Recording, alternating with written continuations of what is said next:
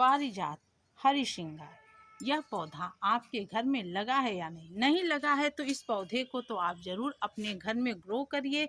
सबसे शुभ पौधा होता है यह घर में लगाना, और इस पौधे को अगर आप अपने घर में लगा देते हैं तो अगर आपके घर में कोई वास्तु दोष भी है ना, तो उसे यह पौधा दूर कर देता है। जिस भी स्थान पर यह रहता है वहाँ की अशुद्धियों को दूर कर देता है और साक्षात नारायण का वास हो जाता है उस स्थान पे। तो यह तो हो गई उसकी विशेषता। और अब हम आपको ये बताएंगे कि इससे आपको दिसंबर जनवरी तक फूल कैसे मिले। आप इसको समय समय पर क्या चीज़ें देते जाएं कि पौधा नई नई ब्रांच बनाता जाए, नए नए कलियां आते जाएं, और कलियां और ब्रांच जो है हमेशा हेल्दी भी आए। आप देख सकते हैं कितने हेल्दी ब्रांच है और कितना छोटा सा गमला में यह लगा हुआ है। और पिछले साल का ही पौधा है, यह बहुत पुराना पौधा भी नहीं है, बिल्कुल नया पौधा है। और जब मैं सबसे पहला वीडियो इसका आप लोगों से शेयर की हूँ, उसे अगर आप जा कर के चेक करेंगे तो ये ब्रांच उसमें उस समय नहीं आए थे। लेकिन जैसे ही मैं इसको फिटकरी चूना सीवीड वगैरह का जो है टॉनिक दे दी थी, खाद दे दी थी, उससे बहुत अच्छे रिजल्ट मिले। और यह पौधा पूरा भर चुका है नए नए ब्रांचों से। और आपको पता है कि जब नए ब्रांच आएंगे तो हर ब्रांच कलियों के साथ आएंगे। और सबसे बड़ी चीज़ है कि पारिजात में कई प्रकार की बीमारियां भी लग जाती हैं। आप देखते होंगे कि बहुत कभी कभी ऐसा देखने को मिलता है कि यह इस तरह से सिकुड़ सा जाता है, तो वो भी न लगे। बिल्कुल हेल्दी पौधा अगर आपको रखना है तो समय समय पे आप इसको कुछ न कुछ ऑर्गेनिक यानी कि जैविक चीज़ें, घर की चीज़ें दीजिए। बहुत ही मामूली खर्च करके आप अपने पौधे को काफ़ी खूबसूरत और काफ़ी अच्छे ब्रांचों वाला तथा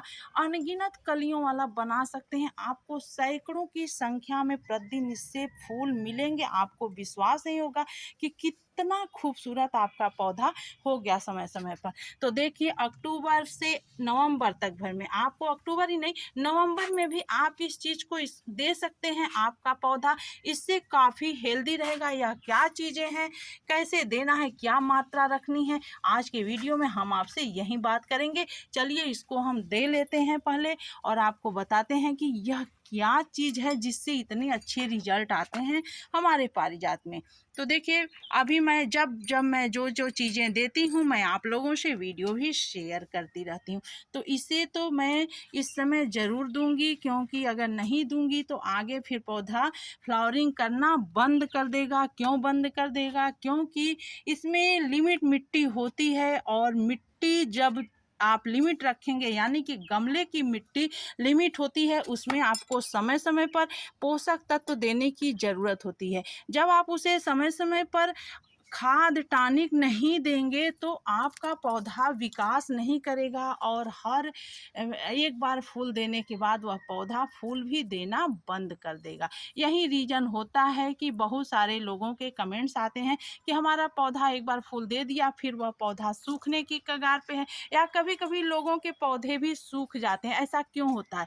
ऐसा इसीलिए होता है क्योंकि पौधे लगा देने के बाद ही सिर्फ उसमें अच्छे रिजल्ट नहीं आते हैं। उसको समय समय पे कोई विशेष खर्च नहीं है, सिर्फ आपको एक आध बार 15-20 दिन के अंतराल में एक चीज़ कुछ दे दीजिए, कोई भी चीज़ दे दीजिए। जो मैं वीडियो आप लोगों से बताती रहती हूँ, बहुत सारे ऐसे चीज़ें हैं जो आपके घर में ही अवेलेबल होते हैं और आपको पता नहीं होता है। तो इस तरह से इसकी हल्की सी गुड़ाई कर देते हैं, क्योंकि हमारे यहाँ अक्सर करके कभी कभी अभी भी बारिश हो जा रही है। तो देखिए मिट्टी काफ़ी बहुत ज़्यादा गीली नहीं है, लेकिन है इसमें मॉइस्चर है, तो इस हल्की ही गुड़ाई आपको करनी है।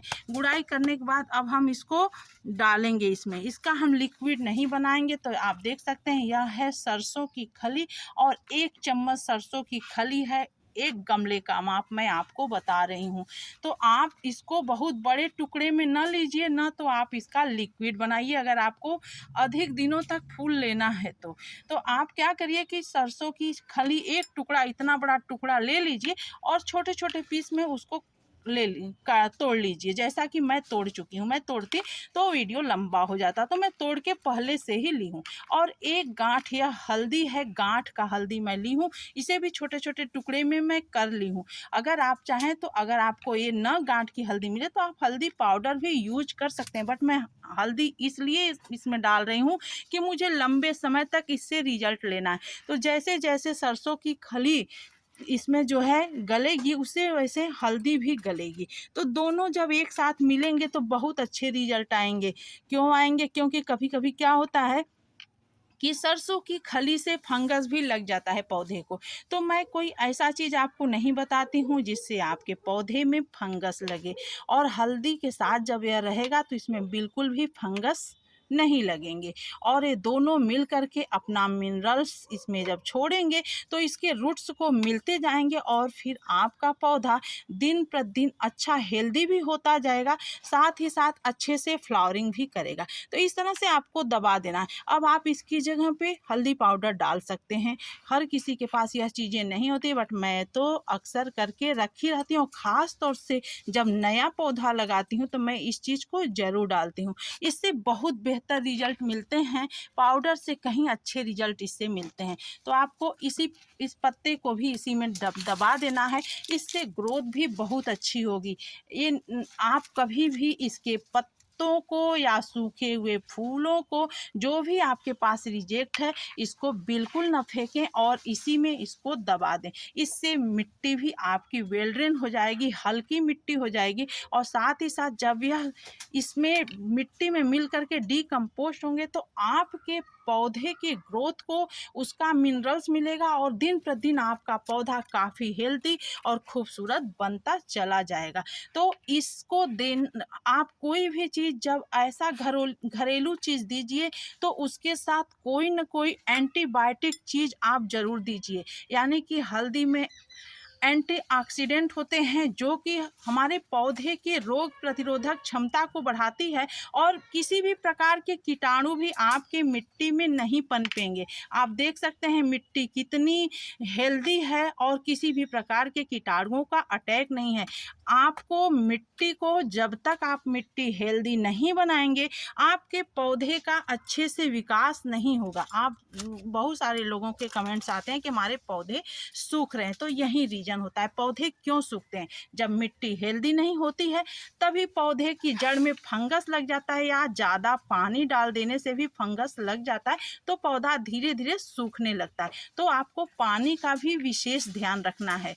पानी आपको तभी देना है जब इसकी मिट्टी सूखी रहे। देखिए मैं इस समय इसमें पानी नहीं डाल रही हूँ क्योंकि इस समय इसकी मिट्टी गीली है, तो गीली बस हम इसको दबा दें। अब जब इसको ज़रूरत समझ में आएगी इसको पानी देने का तभी मैं पानी दूंगी। तो पानी आपको विशेष ध्यान रखना है, पानी ज़्यादा नहीं देना है अपने किसी भी पौधे में, इसी में नहीं, हर जो भी आप पौधे लगाएं उसमें ज़्यादा पानी आपको नहीं देना है। और समय समय पर आप लिक्विड या फिर खाद, अगर आप कोई किसी भी प्रकार का लिक्विड दे रहे हैं तो मिट्टी सूखी में ही दीजिए और खाद दीजिए, तो इस तरह की मिट्टी में आप दे सकते हैं। तो इस तरह से आपको बहुत अच्छे रिजल्ट मिलते जाएंगे, आपके पत्ते भी बिल्कुल हेल्दी रहेंगे और अनवरत कलियां बनती जाएंगी और इससे बहुत ढेरों की मात्रा में आपको फूल मिलते जाएंगे। आपके लिए एक पौधा पर्याप्त रहेगा और अपने घर में ज़रूर से इस पौधे को ग्रो करिए। तो जो देखिए जो पहले के फूले हुए उसमें फल भी बन रहे हैं, तो इसे आपको हटा देना है। यह पौधे की एक्स्ट्रा ग्रोथ को ले लेता है तो बाकी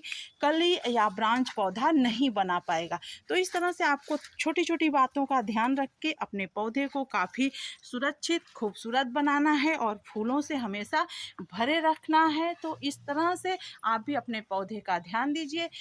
उम्मीद है आपको अच्छा लगा होगा, आज का वीडियो अच्छा लगा होगा तो शेयर ज़रूर करिएगा, पसंद आया होगा तो लाइक कर दीजिएगा, चैनल को पहली बार देख रहे होंगे तो सब्सक्राइब कर दीजिएगा। मिलते हैं अगले वीडियो में अगली जानकारी के साथ। Thanks for watching.